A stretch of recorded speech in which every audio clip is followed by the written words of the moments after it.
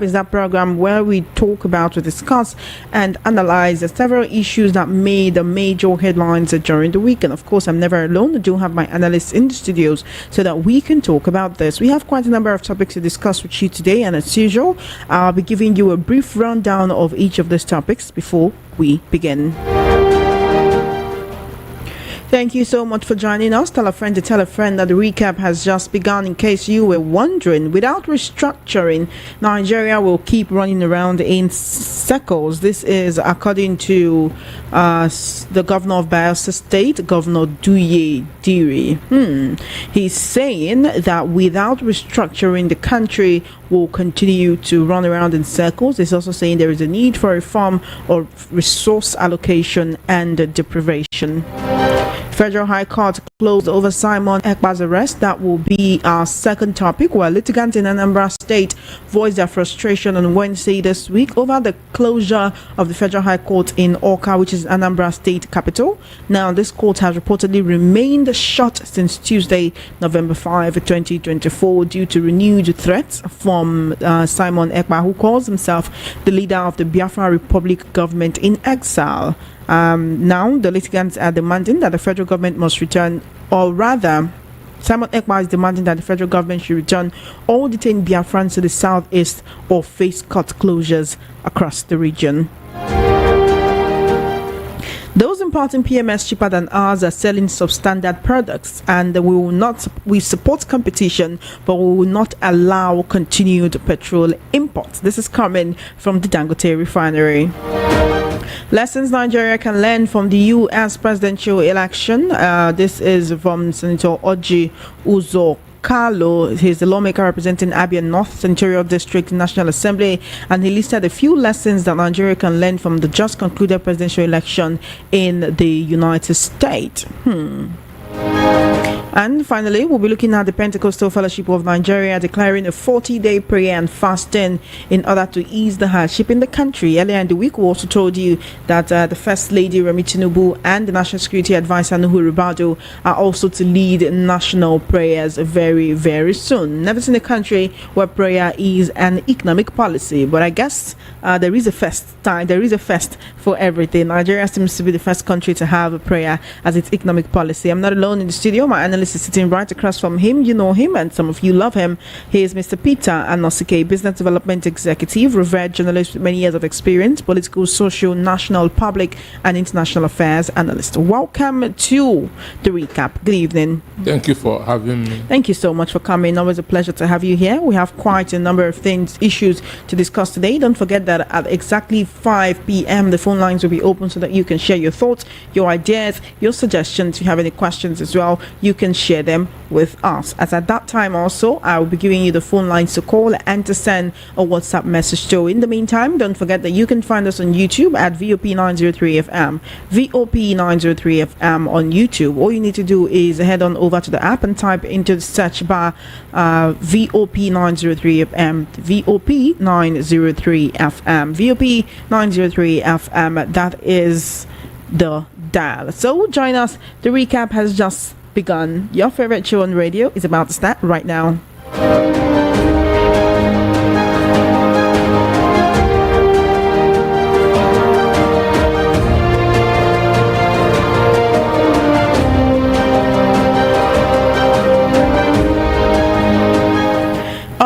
Then, Mr. Peter Anosike seems ready to roll. Without restructuring, Nigeria will keep running around in circles. This is according to Governor Duye Diri of Bayelsa State. He was speaking on Thursday while delivering a speech at the All Editors Conference in Yenagoa, the state capital. He's also lamenting that the oil-producing state of the Niger Delta continues to suffer environmental degradation without the issues being addressed. He's not the first person to talk about restructuring. Do you agree that that is the only way Nigeria can come out of what the quagmire we are in at the moment, and that without this restructuring, Nigeria will keep going around in circles? Well, it is only restructuring that can stop the armageri system of government that we are running now. No other alternative. It is restructuring. Because restructuring when another form of restructuring is just resource control. That's for each of the component nations to become productive. That's what restructuring simply means. The gains that we made between 1960 and 1966, when we have our regions, we've not made that gain up to from 1966 up to today. The landmark projects that were made under the democratic government were made between 1960 to 1966. Then the other ones was made during the army. That's with regard to infrastructure. So what Duyodiri is saying is true. And this is what I keep on saying. If Bondame Tinubu had on May 29, 2023, announced that he is going to restructure this country, it would have been far more helpful than saying that a subsidy is gone. Because before he became president, restructuring was one of the issues that he was campaigning strongly. And Nigerians have thought that if he becomes president, that the first thing that he's going to do is to restructure this country. But up to now, he has forgotten all about it. This is a case that Tinubu went to court several times, that we need to restructure this country. Because right now, no state is productive, because most of the things that are to be used to develop the states, the mineral resources are in what they call the exclusive list, which can only be operated by the federal government. Now, the states don't have control over the resources in their own soil. All they do is that at the end of the month, the governors will send their commissioner for finance to Abuja to go and bring an allocation. Because of it, no governor is thinking out of the box. No governor is productive because they are receiving handouts. So it doesn't matter what the states generate, because at the end of the day, they're getting federal allocations. They are receiving handouts. You can even call it palliative. And we know that palliative cannot develop any state or any country. So that's why we are where we are at this point in time. Nigeria need restructuring very, very urgently. Power need to be devolved from the center to the component states. The component states need to be made productive, which is what restructuring can do. And Enugu State has coal. Enugu is known as the coal city. Ondo has bitumen. These are resources, mineral resources that can help in developing these states. But because of what we are practicing now, a unitary system of government, which they erroneously call the presidential system, that's why nothing is being developed in the country. So the earlier we go to restructuring, the better for us. And even those who are kicking against it are also not being creative, because there's no state in the country that cannot sustain itself with the resources in their own state. There's no state in the country that cannot sustain itself with the resources in their own state. But because we have gotten used to this emergency system, this handout system, that's why Nigeria is not moving forward. Assuming that assuming that Nigeria is restructured, there's no need for minimum wage.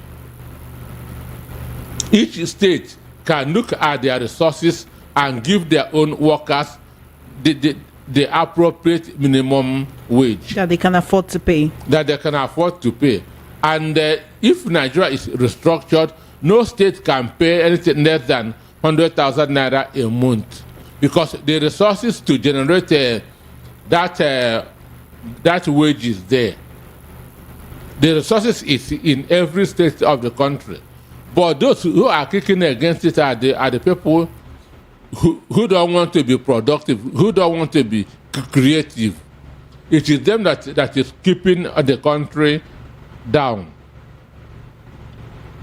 So I'm appealing to government to look into this thing, because the governor is right. It is only it is only restructuring that can move this country forward. All right, then you're listening to the recap right here on Voice of the People 90.3 FM. My name is Chioma Innocent, and the voice you've been hearing belongs to Mr. Peter Anoske. The recap is where we discuss and analyze those issues that made the major headlines during the week. And we've just talked about Governor Dewey of Bayelsa State saying without restructuring, Nigeria will keep running around in circles, as restructuring makes it easier for each region to control the resources in their land. Let's move on to topic number 2, and we're going to Anambra State, where lawyers have voiced frustration over the continuous closure of the Federal High Court in Awka, the Anambra State capital, which has reportedly remained closed since Tuesday, November 5. Now, this follows a threat from Simon Ekpa, who calls himself leader of the Biafra Republic government in exile, demanding the federal government to return all detained Biafrans to the southeast or face court closures across the region. Now, the lawyers who have endured prolonged adjournments due to judge transfers expressed dismay that their cases are now delayed further due to alleged threats, even though new judges have resumed in Anambra State. Now, some of these lawyers who requested anonymity accused judiciary workers and other civil servants of frequently seeking excuses not to report for duty. All right, what we're more concerned about here is the fact that courts are closed in Anambra State because of a threat from a man who is not even in the country. Now, some of these lawyers are saying that as the southeast, particularly Anambra State, becomes so lawless that someone can issue an online threat and people will obey it. It says, why are police and security agencies providing adequate security for the court? Why aren't the police and security agencies providing adequate security for the courts in Awka? That the capital should not be at the mercy of threats from individuals or faceless groups. The litigants also emphasized that the Federal High Court in other southeast capitals in Imo State, Owerri, in Enugu State, in Abia, Umuahia, and even in Ebonyi State, Abakaliki, are all operating without disruption. Why is it that it is Anambra State courts that chose to stay closed? Well, for me, it beats me why Anambra State is obeying orders from non-state actors. I see it as a failure of leadership. That's the only way I can define it, as a failure of leadership, because there's no way that people should refuse to obey the governor that they elected and now begin to obey that's a non-state actor. Today, Anambra State seems to have taken over from Imo with regard to insecurity. I know that anywhere that election brings tension, anywhere in the world. Election brings tension anywhere in the world. But in Anambra, it is going out of hand. But these are very, very industrious people. These are very, very brave people. These are very, very courageous people in every ramification. So I don't even expect Anambarians to be obeying this sit-at-home order. I don't expect them to be obeying this sit-at-home order. And mind you, if the courts are shut down, people are in detention who need to be giving bails. Understand me? It means that they will remain in detention, which is very, very bad. And for them to be obeying Simon Ekpa or Simeon Ekpa, who is in Finland, it is very, very shameful.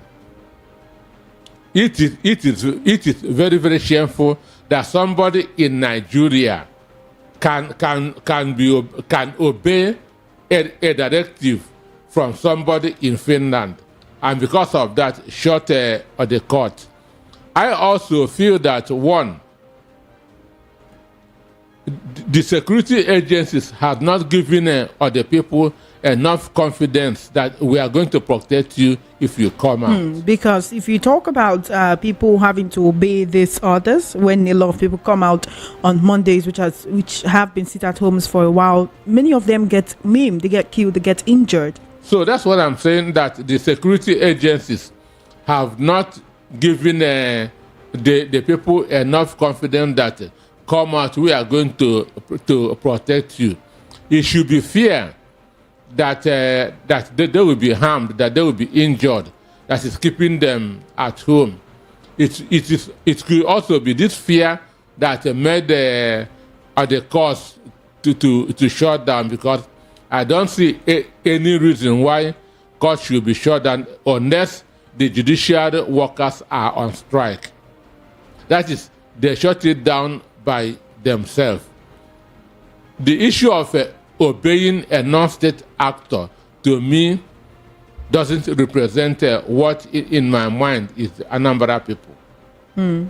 All right, then. Let's move forward in the conversation this afternoon and talk about Dangote refinery saying those importing PMS cheaper than ours are selling substandard products, and also saying we support competition but we will not allow continued petrol imports. We do know that a case is pending in court between Dangote oil marketers, NNPCL, and the NMDPRA, where Dangote sued the NNPCL, the NMDPRA, and some oil marketers, about 7 different entities, right? And he's talking about why would you allow them import when we have a refinery here that can do what they want.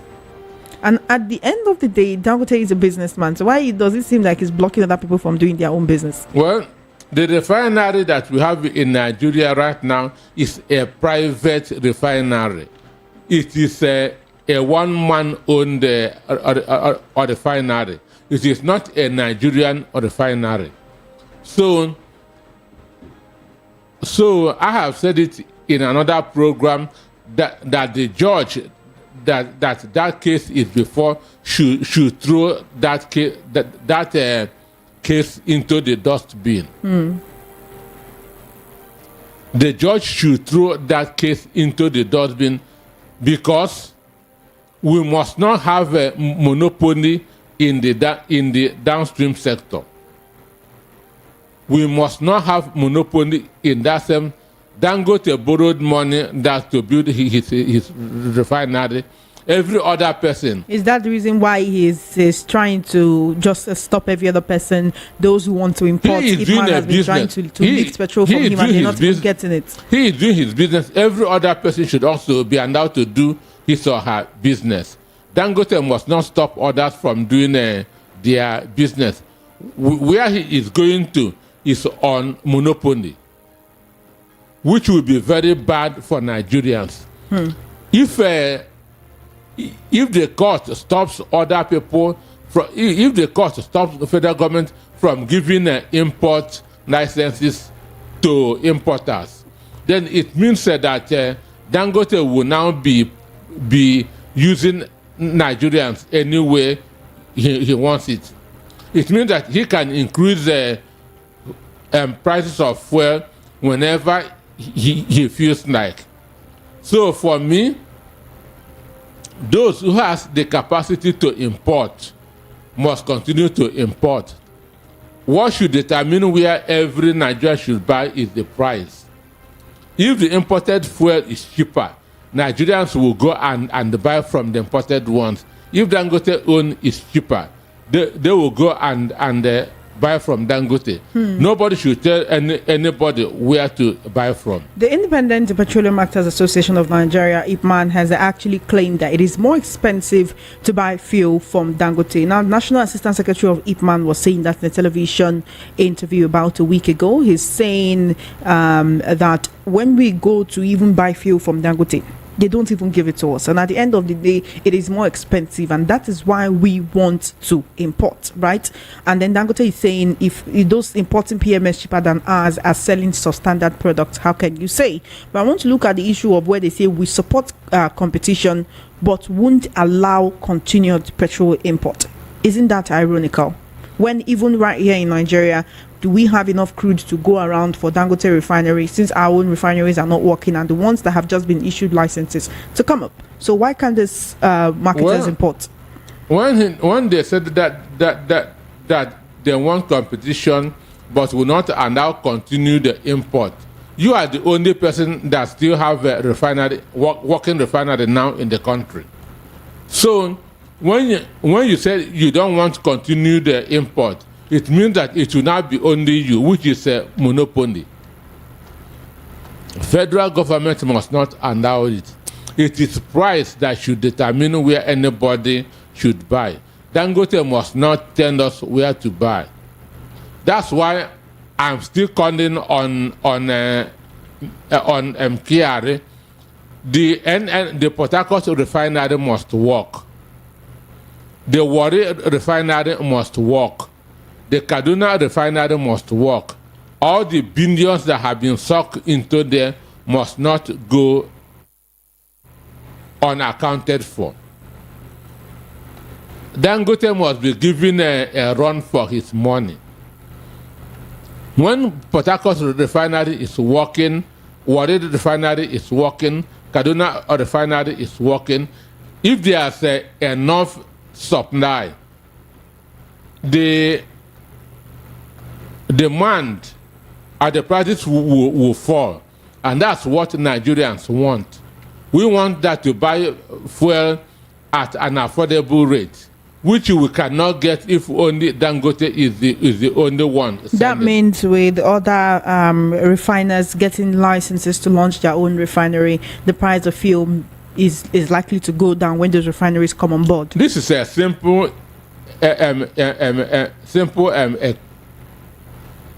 economics. When the supply is higher than the demand, prices fall. So it is a very simple economics. That's why I'm calling on those who have been given licenses to build refineries, that to start doing it. I know that BUA is about 70% completion, and very soon it will come on board. The issue is now whether there will be crude oil for him in Nigeria to refine or not, since Buhari sold them in advance. Then if there's no crude oil here, people should be importing. People should be importing. Let price be the determinant of where anybody will buy. As I said earlier, if the imported ones are cheaper, Nigerians should patronize the imported ones. If the Dangote own is cheaper, Nigeria should patronize the Dangote own. There's no two words about it. So it will be very, very wrong for the court to stop anybody from importation, because what we are talking about is free and the fair market. The market must be free and also fair, and the free and fair means when everybody can compete. When everybody can compete, Nigeria is too big to be left in the hand of one man. Yes. All right. During the week, we saw a situation where a support group of the ruling party, the APC, actually came out and they were protesting what they call the balkanization of the NNPCL, carrying placards with several inscriptions like "Kyari must go," "Probe him," "What happened to all the money that have been spent on the refinery," and all of that. And what many Nigerians were saying is, should he be the one we should be asking this question, or the Minister of Petroleum, who so happens to also be the president?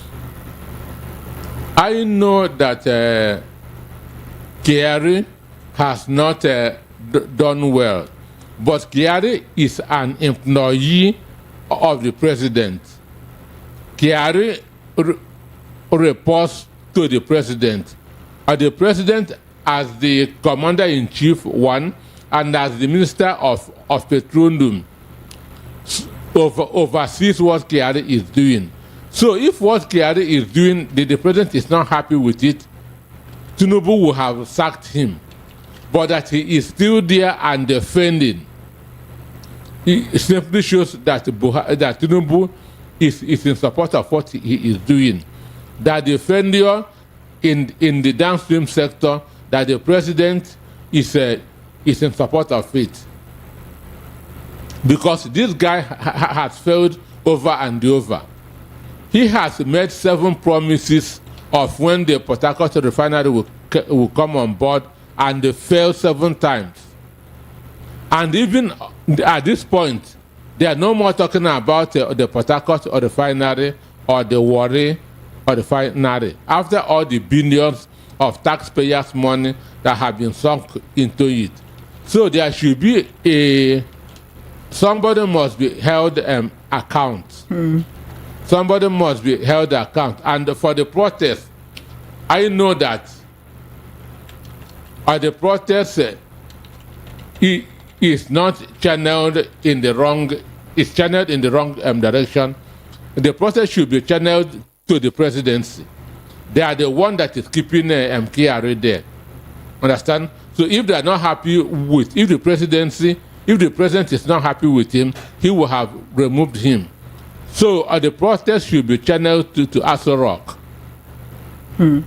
All right, then you're listening to the recap right here on Voice of the People 90.3 FM. Don't forget that you can also find us streaming live on YouTube. All you need to do is head on over to YouTube and type into the search bar VOP 903 FM, VOP 903 FM, and you can join the conversation. You can also leave a comment on our YouTube platform, and when it's time, you can send a message on WhatsApp as well. We are still discussing quite a number of topics, and moving forward, let's talk about the US elections that have just come and gone. This was one for the history books.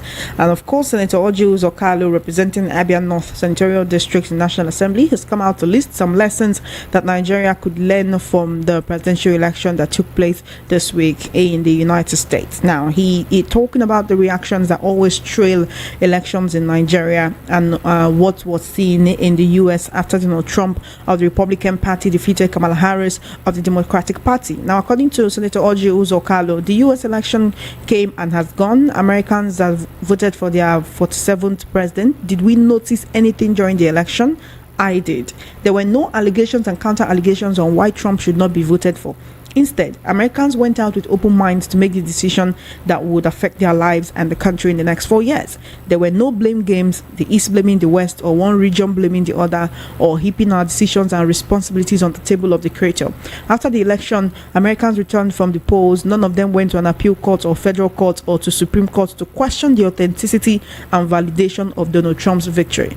At this juncture, Americans know what is most paramount to them, and it is a country that needs further strengthening in all areas. Now, this is a sitting senator who was a former 2-term governor of Abia State, talking about the reactions from the US elections, and when he alluded to some people would rather go to appeal court or federal court and later to the Supreme Court, one could say he was talking about the 2023 elections and all the controversies that followed, with many opposition candidates saying their mandates were stolen, and of course taking the matter from the Federal High Court to the appeal court to the Supreme Court. Can we really compare the electoral climate of the US and Nigeria? Can we really compare the way we do our elections? Can we really compare the level of compliance or complacency or antipathy that we see between within voters in the US and in Nigeria? Can we really compare the way that our own National Electoral Commission and theirs conduct elections before we now go into the indices that led to the winning or the losing of either side? Well, for me, when the election is not free and fair, there must be complaint. Understand me? There must be complaint, and complaint is human. Now, 2023 general election in Nigeria was not free and fair. So the complaints at the courts were 100% justified. They were 100% justified. In Nigeria, the election was rigged in favor of the ruling party where he belonged to. So those who went to court to seek for redress did what they were supposed to do. And even if it happened again in 2027, they should react that same way. They should react that same way. In the US election, one, he was not even saying the truth thing. As they have INEC here, there's no federal INEC in the United States. There's no Yaqub Mohammed in the United States. That is one thing that everybody should notice in the US election. We don't have any federal electoral officer. In Nigeria, it is these federal electoral officers that are rigging the elections. So in US, people voted their minds, and Commander Harris was beaten to the extent that you cannot even that there's a way that you will be beaten that you cannot even raise a finger, because it was a landslide victory. And that was what Elon Musk told them. Make sure that the margin is very, very wide, so that nobody should be able to complain. And that's what happened in the United States. If the results were tight, there would have been rooms for arguments, understand, for manipulation. But Donald Trump won all the swing states. So the only thing for the Democrats to do is to cover their faces in shame. They have not, because everything was open. So you cannot compare what happened in the United States and what happened in Nigeria in 2023. Nigeria election was rigged.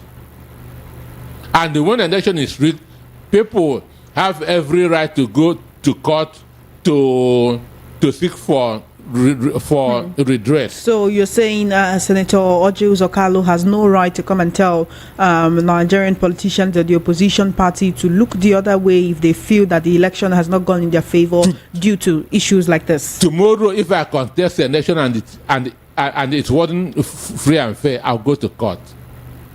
Understand me? I'll go to court. So if they don't want complaints, let the election be free and fair. But once the APC continue to rig, once the vote of the people does not count, there must be redress. So what APC did in this country is what the Democrats also tried to do in the United States. That's why in one TV program I said that Democrats is a version of APC. How so? One, Democrats are against the voter ID. Understand me? When you say that people cannot vote, cannot be identified before they vote, it means that you want to rig. Why must you be against voter ID? Understand me? So we should face the fact whoever go contest an election and it is rigged should go to court to seek for redress, even though our court is like Jankara, where the ruling party or money decides who wins. But you cannot stop somebody from seeking a redress in the court. You're listening to the recap right here on Voice of the People 90.3 FM, and we're discussing quite a number of topics. We're discussing issues that made the major headlines during the week. And right now we're talking about the lessons that can be learned from the U.S. presidential election, according to Senator Orji Uzor-Kalu. And he believes that one of the greatest lessons here is that people should not go to court if they feel like they have been wronged, or that if they feel like their mandate has been stolen. There is no need. Just take it as an act of God, and just believe that you have done your best, and you will come back next time to see just how much better you can do. And that's what we're talking about right now. Yes. Away from this, a lot of Nigerians are actually happy that Donald Trump won the election, and are talking about what it would portend for Nigeria and Africa as a whole. Should we really be, would I say, happy about Trump's win?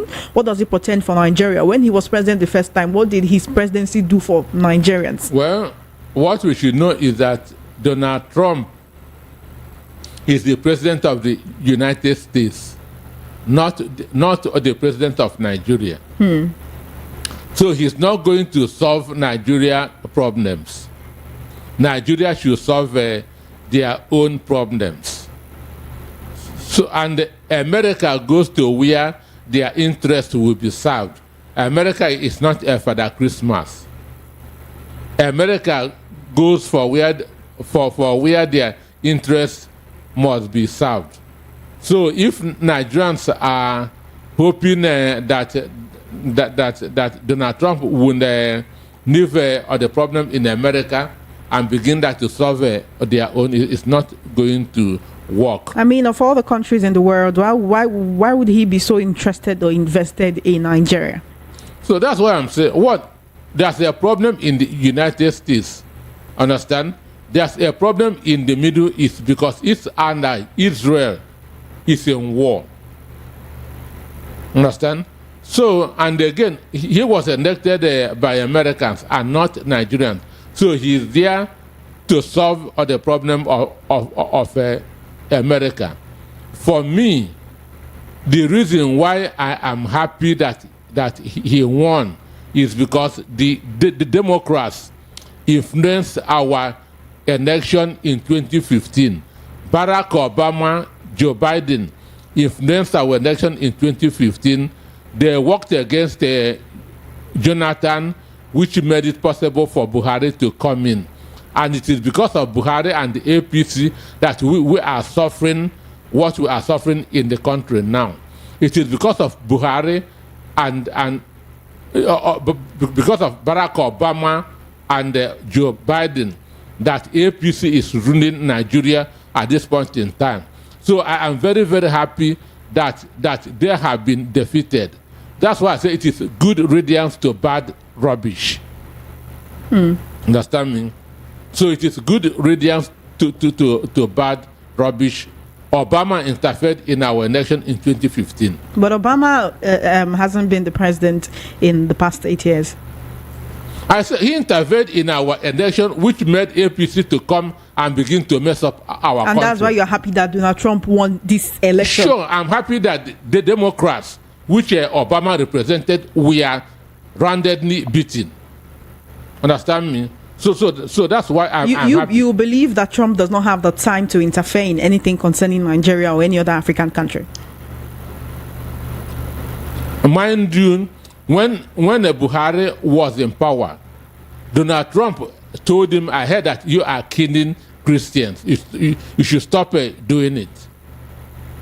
That was what Donald Trump told Buhari. I heard that you are killing Christians in Nigeria.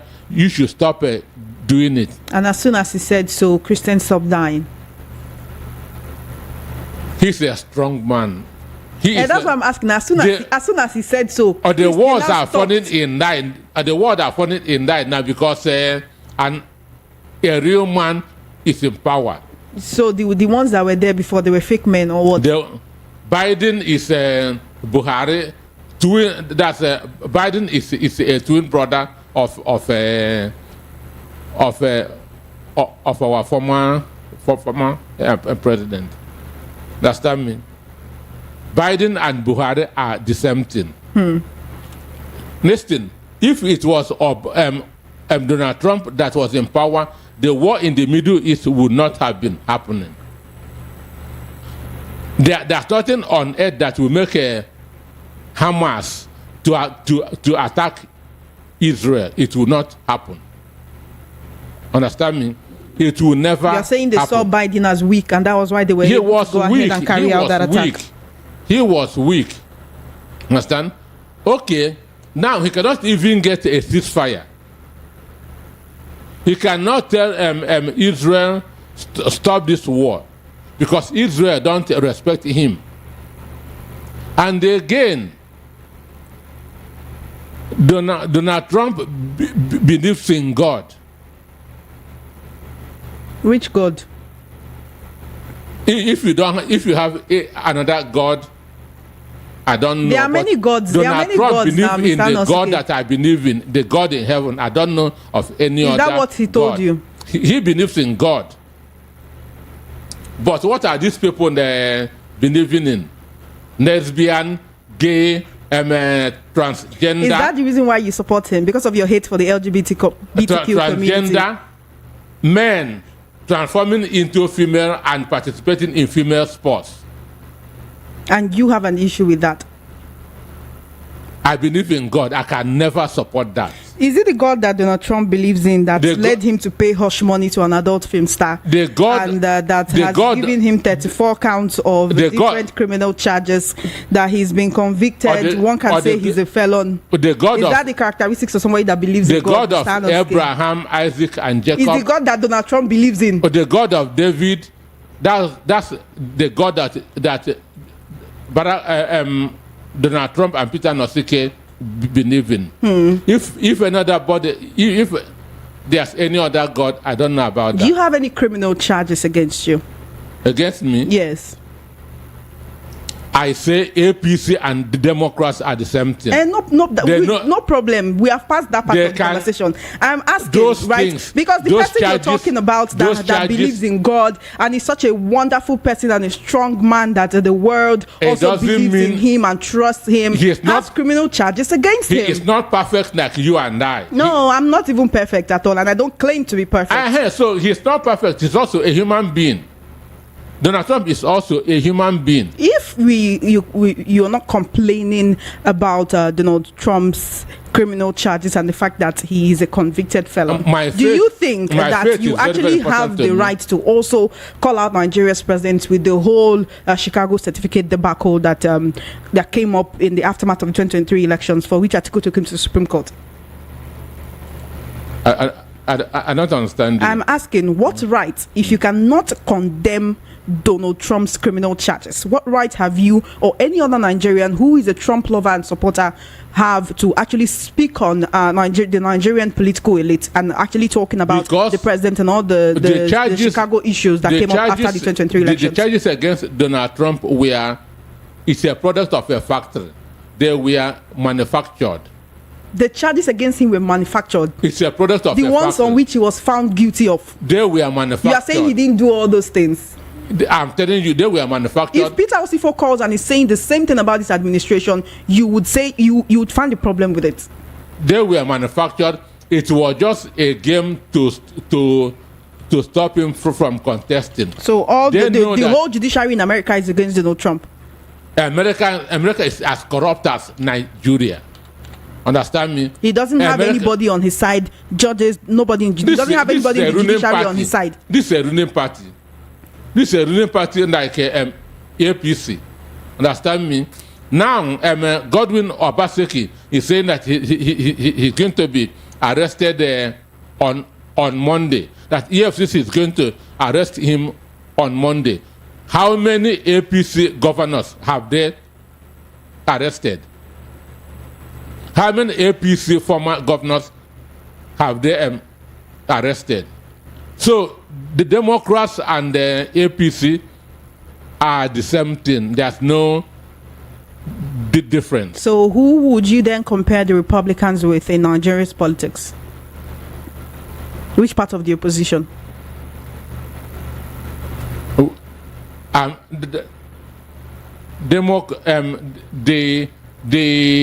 Republicans are always on the side of the people. Understand me? And in politics, the fundamentals is always what matters. Understand? The fundamentals are always what matters. So you're going round and round, and you've not answered my question, which I asked is what right do you as a Trump supporter and lover and any other Nigerian who also supports him, what right does any Trump supporter have to call out any Nigerian political elite, any politician, or even when people were talking about the president's Chicago University certificate issue? What right have you to call him out if you cannot call Trump out? He has criminal charges against him. This is not something that will be erased. You are saying that it was manufactured. It's the product. They went and manufactured 34 different counts of criminal charges. Did he not pay hush money to an adult film star? It's the product of the fact. So it was them that paid the lady and then lied against Trump. Americans know that it is lie. That's why they voted for him massively. They know that those charges were from a factory in either Delaware or California or, understand me? He also has sexual assault case against him. I say Americans know that those things are not true. That's why they voted for him massively. If you're saying that the Democrats manufactured all of this as lies in order to taint him, don't you think that the goal would have actually been to stop him from participating in these elections? That's what they did now. That's what they... If you're also saying that the judiciary is corrupt, would they not have had the power to be able to stop him from participating in this election? They convicted him. And even that conviction was not enough to stop him from participating in the election. It is the American Constitution that saved him. Because in the American Constitution, you can even rule from prison. Understand me? In the American Constitution, you can even rule from prison. In all of this, we've not even talked about the fact that his supporters invaded the Capitol and caused a lot of damage and injury to the people. Because 2020 election was rigged. And they had to if they could rig him in 2020, why couldn't they rig him out in 2024? Excuse me. And I need you to remember that in 2020, according to the election count, he didn't even... Did what? He didn't even... I mean, he didn't win. If he won, he would have been president and not be contesting again this year. It was rigged.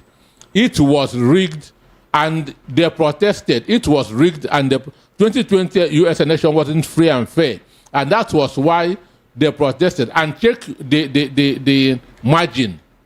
This one, there's nowhere anybody can contest this 2024. You're alleging that if they had their way, they would have rigged Trump out of winning these elections again. That is why before the election, Endomox told them, let the margin be wide.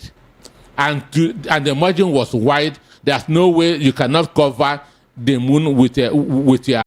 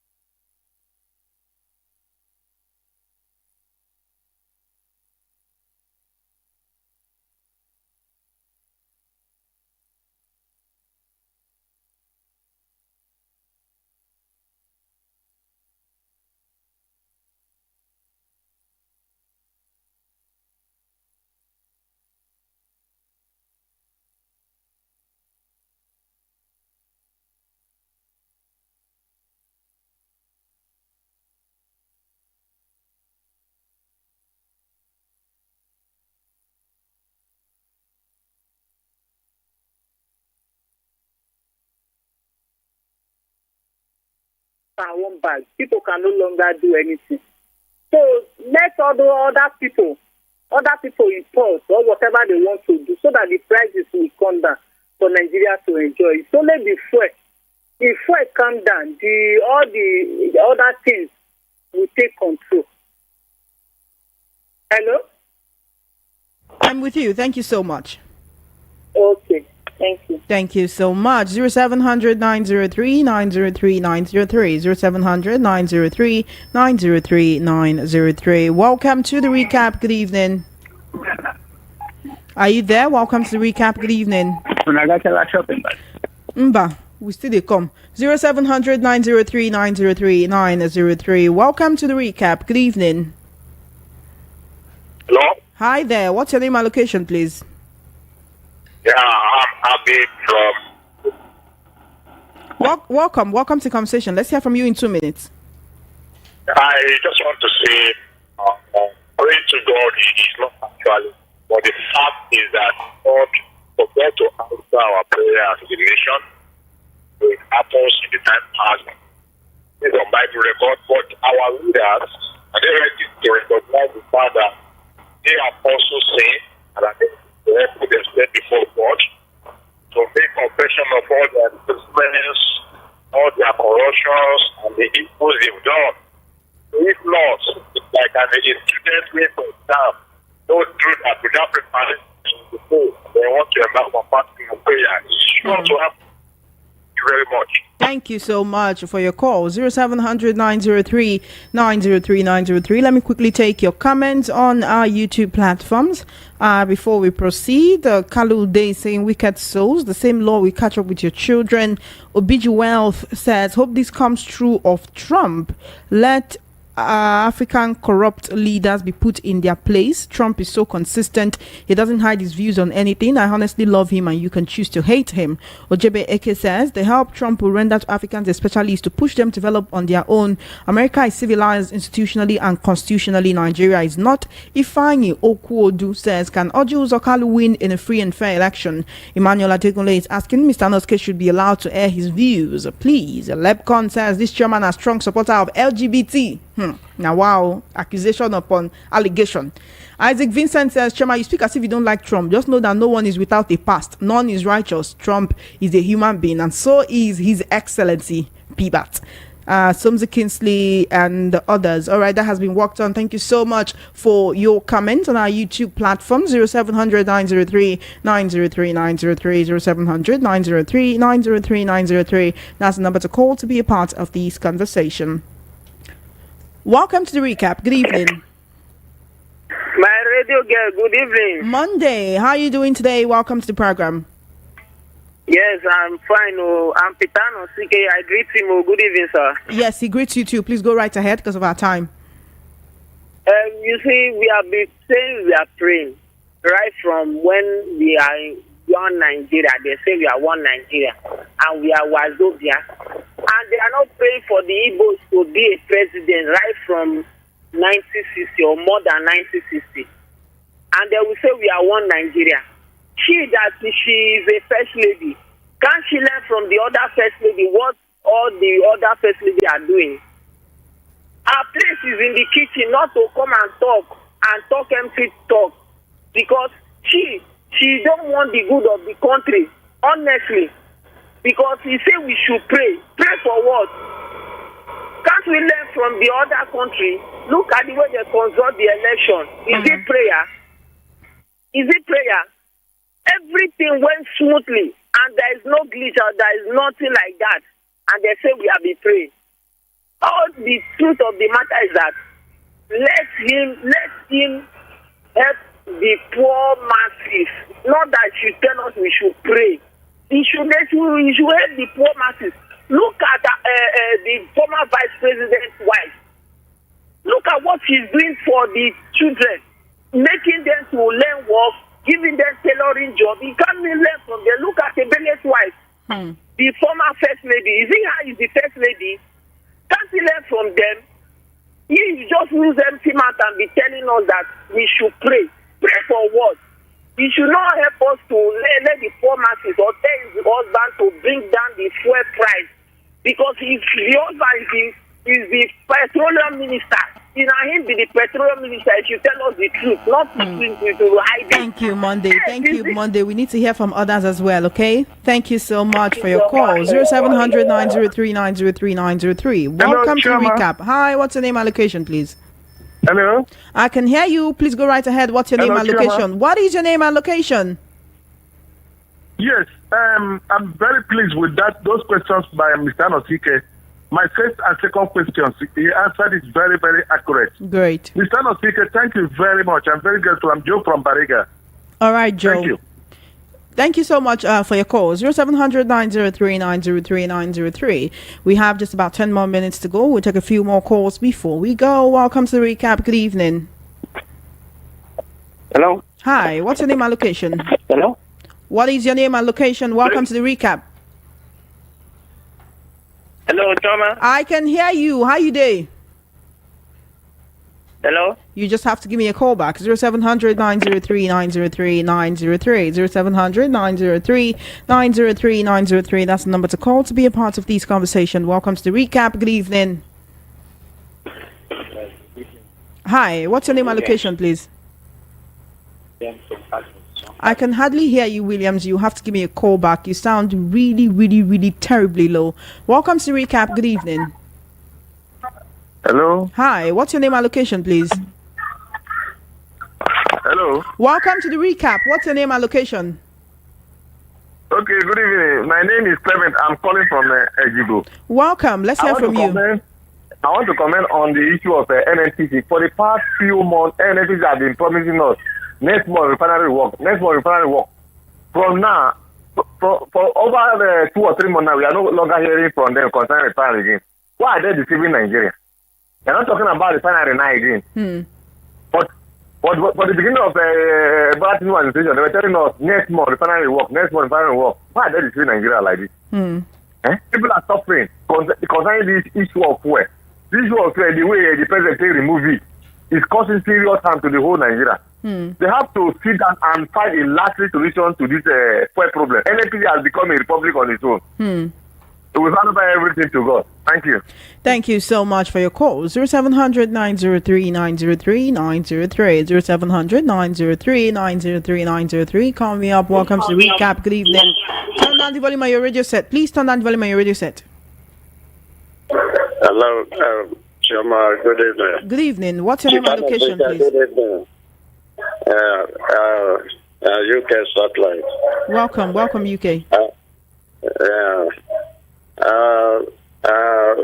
Dangote refinery is not producing only fuel.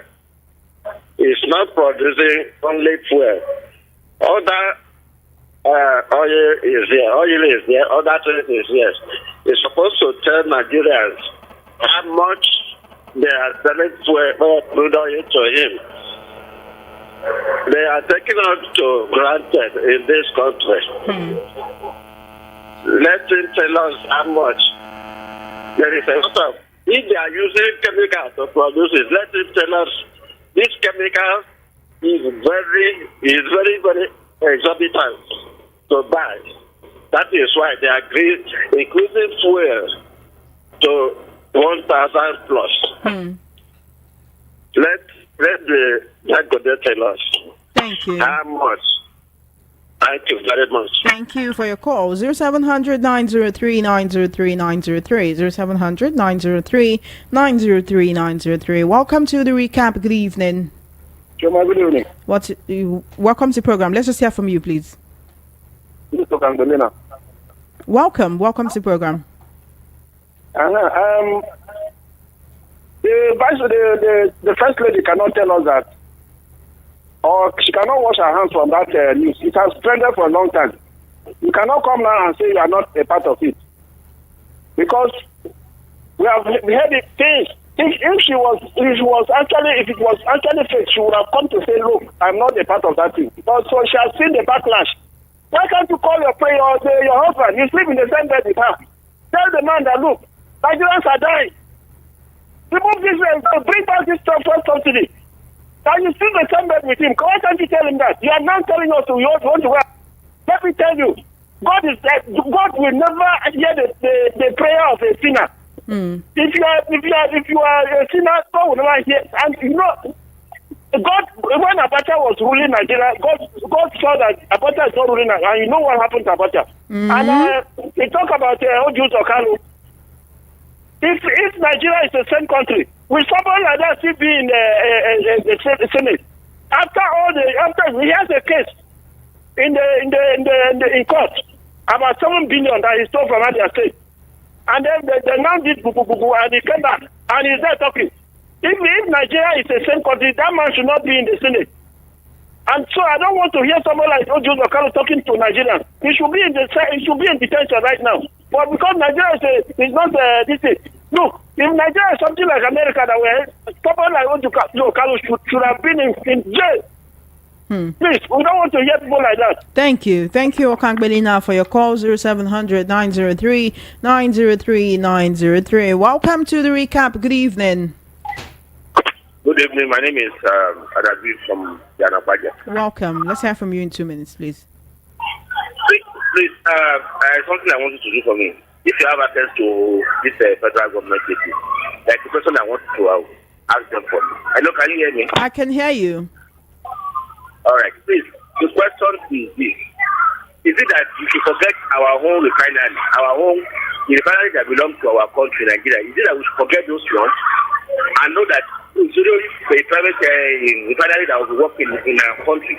Our own refinery that is in Port Harcourt, Warri, and Kaduna, we should forget about those ones. Please help us to ask them so that we will know whether it is Dangote refinery we will not be using. Our own refinery that belongs to Nigeria, Port Harcourt refinery, Warri refinery, and Kaduna. Should we just move our mind and look to Nigeria? We don't have refinery. Please help us to ask them if you have access to them. Thank you so much for your call. 0700 903 903 903 0700 903 903 903. We'll take 2 more calls and call it today. Welcome to the recap. Good evening. Welcome to the recap. It's unfortunate that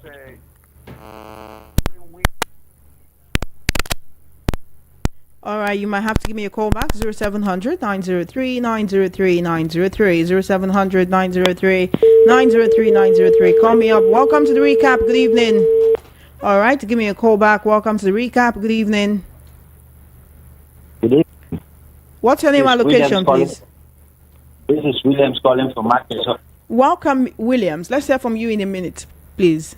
Yes, on the issue of Dangote and independent marketers. We had a problem from time where they now brought Dangote to come and establish the refinery. What was the problem? Is it not the humongous amount of money we are paying for subsidies? Then Dangote came and established this refinery. What we are trying to do is to make sure we don't import fuel anymore, because we have refineries here. Now that we cannot do refineries and Dangote use the scope, why not concentrate and do the other refineries instead of these marketers insisting that they will continue to bring in fuel into Nigeria? And Dangote is saying that some of these fuels, they are not okay because they do something like blending. You know what blending is? It is when they bring bad one, they mix the quantity of good one and send to us here. So that's what the man is saying, and that is true. So let us stop importing fuel into Nigeria. If Dangote's oil is whatever amount is given to us, we know it is not higher than what we are selling to us. So let us continue with that and build our own refineries. That's the way it should be. Thank you. Then on the issue of Pentecostal fellowship of Nigeria, I disagree with that. No, there's no country that will pray to God and their leaders are unrepentant. When Jonah resisted God and said he wasn't going to Nineveh was just like Nigeria. There's nothing to tell the leaders they will like this. But when eventually, in God's mercy, he preached in Nineveh, the king himself poured ashes on his head, tore his dress, and fell on the ground, called out to people to fast for 3 days, including animals. Then here, these leaders are unrepentant. So how do they think God is going to answer their prayer? It's not going to be. God is watching them, and very soon they are going to run into trouble. Thank you because they so are not much. repentant. Thank you so Yes. much.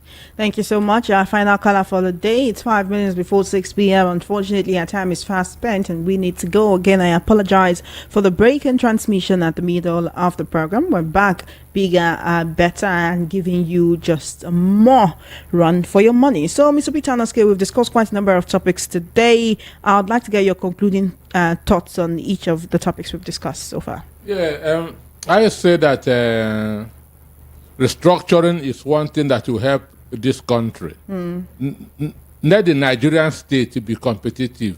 What I mean by being competitive, let the states begin to manage the resources in their states so that governors will become productive. Right now, governors are not productive because they are depending on the handout that is coming from Abuja. All right. What about courts in the southeast being closed due to For threats me, from Simon Ekpa? I feel disappointed that people will be obeying non-state actors instead of the people that are elected in the office. All right. We also talked about Dangote Petroleum versus oil marketers. There must be competition in the oil sector. We don't need monopoly. What are the lessons for us from the U.S. election? I don't agree with Ojos Okando. If election is rigged, people must protest. People must go to court. And prayer seems to be Nigeria's economic policy. No country has developed through prayers in the world, and Nigeria would not be an exception.